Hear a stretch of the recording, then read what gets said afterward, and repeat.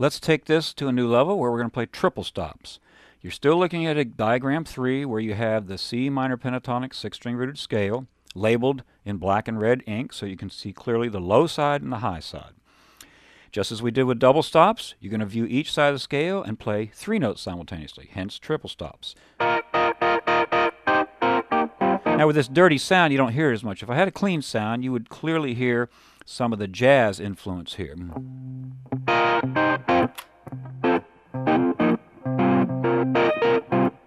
Okay, but I want to keep this more in the rock and the blues bag for you.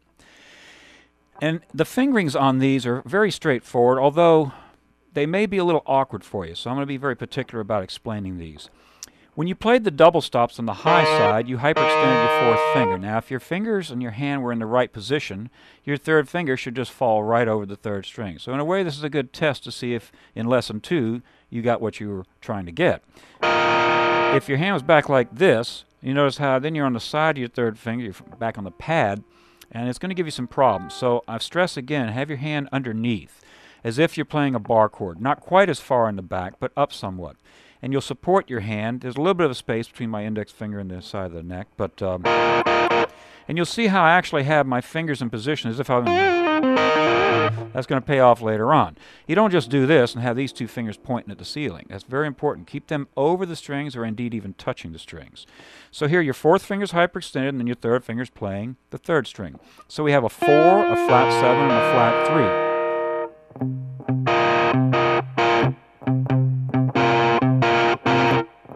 So I'm playing a bass line, just pumping that low C in a shuffle feel. We're going to get more specific about bass lines later on in this series.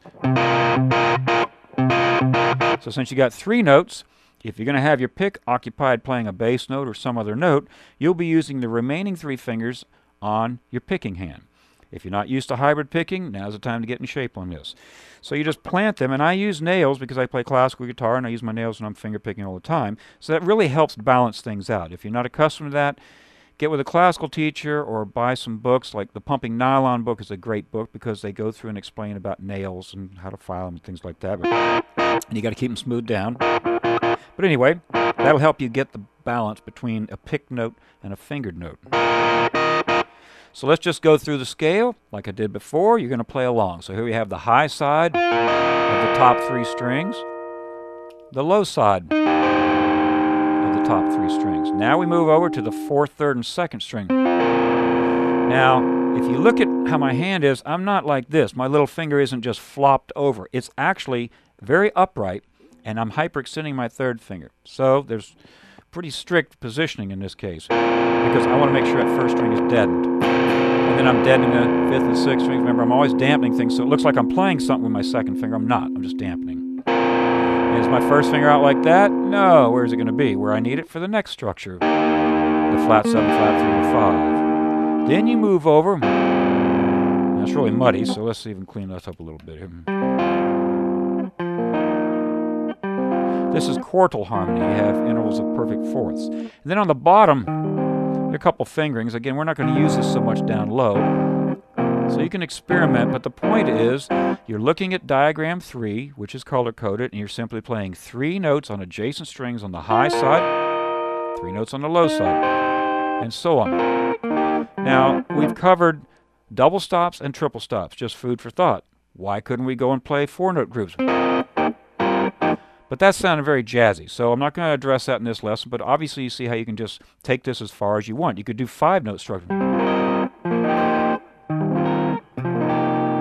And you're just viewing the sides of the scale. Now before I finish this little segment about triple stops, I want to explain that in your soloing, one of the biggest ruts is that people walk through the pentatonic scale changing fingers, and it's comfortable. That's why they do it.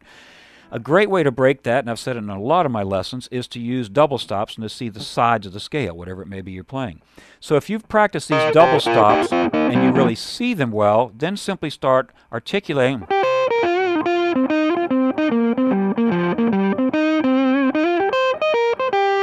You see how I use these double stops and just simply broke them up. Let's put some of these double stops and triple stops to work. If I'm playing a single note, make a real simple line. Let's just say it's my groove. So I have a line coming right out of C minor pentatonic.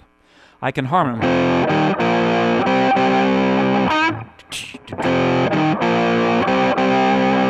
All I'm doing is harmonizing the lick that I had, which was 4, 5, flat, 7, 1, coming right out of the C minor pentatonic scale. If I use the sides of the scale, I'm using every other note of the scale. If you don't understand that, let me explain. When you go up the scale, you have root, flatted third, so those are adjacent notes in the scale. So anytime you move from low to high, or you change strings from high to low or low to high, you are then playing adjacent notes in the scale. So when you walk through the scale, obviously you're just walking through and you're playing adjacent notes in the C minor pentatonic scale. If you want to play every other note of the scale, that's when you utilize the sides of the pentatonic. So if I play the root and I want to skip the flatted third, what do? I go over to the fourth.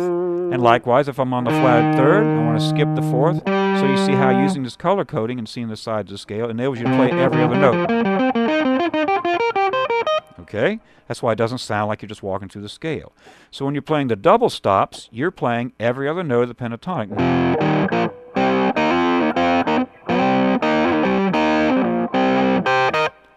And then if I decide to harmonize, I can either harmonize it above or below. So typically, we're going to go below. We went... Just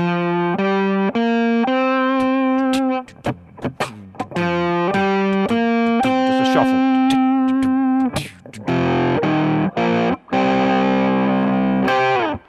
It fattened up. You might play the line single note wise, you know.